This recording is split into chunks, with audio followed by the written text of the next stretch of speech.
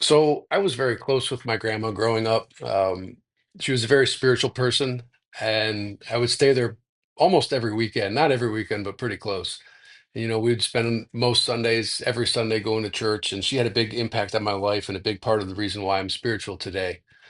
So she had died 4 years ago to the day yesterday, and that's when this took place. I was out on my lunch break from work, had left the office to go to the gym, but I didn't have my key fob for the gym. I left it in my office, and it's like, yeah, why don't you go for a run in this wooded area out in nature? I go there every once in a while, but not all that often. So something told me to go for a run there. So I go down the road a couple miles. I get there, and I'm going for a run, and I'm a good portion in. So I'm like, I'm going to sit down and meditate. And just kind of be in silence. And as I'm in this spot out in the woods, I said, Grandma, I know you can hear me. I said, I may not be able to hear you, but I know you can hear me. Can you show me and give me a sign that you can hear me talking to you? And show me how thin the veil is between where you are, whether heaven or spirit world or a different dimension, different vibration, whatever it is. Show me that you can hear me from where you are.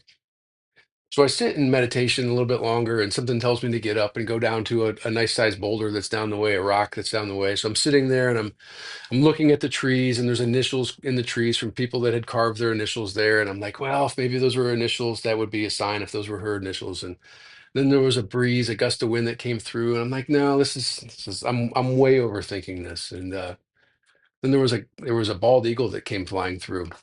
I'm like, man, that's pretty cool, but I see bald eagles in this area. It's not in that common. I see bald eagles pretty regularly.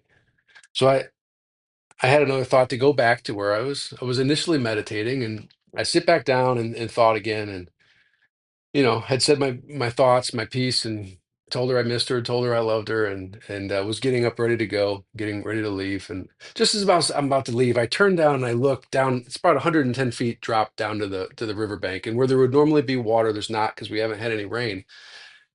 And there was the words spelled out hello with pretty good sized tree branches, kind of like somebody on a beach saying help up to a helicopter that they would spell out the words help, but this said hello.